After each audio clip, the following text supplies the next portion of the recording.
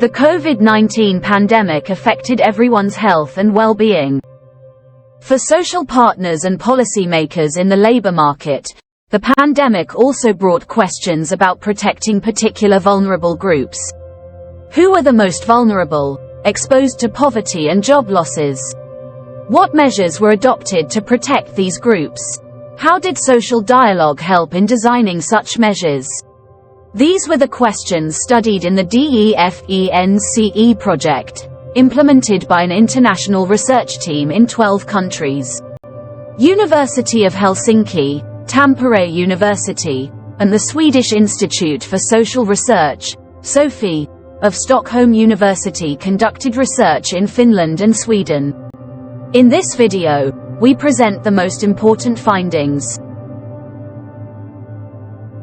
Who were the most vulnerable groups in Finland and Sweden during the COVID-19 pandemic?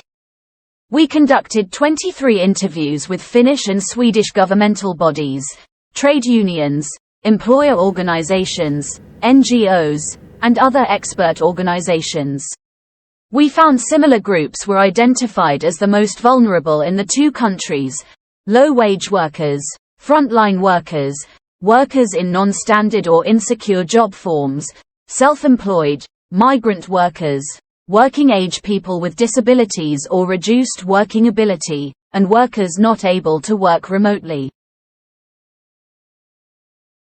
Finland and Sweden implemented similar economic, labor market, and social policies related to mitigating the adverse economic and social effects of the COVID-19 pandemic.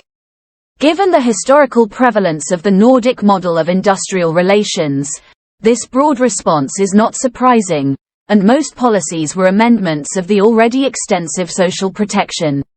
Some policies do, however, stand out as particularly important. In Finland, a COVID-19 package was negotiated by the social partners. This package contained policies related to layoff schemes, unemployment benefits, and support to businesses.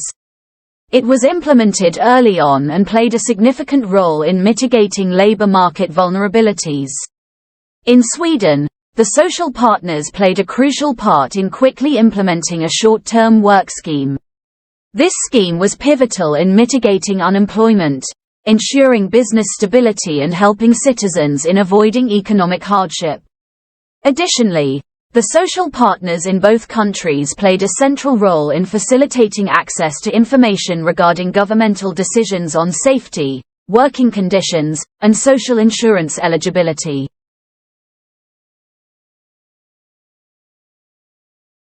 The social partners in both countries recognized that some vulnerable groups were at least partially excluded from policy measures, particularly if they were not represented by any organization. This includes, for instance, platform workers.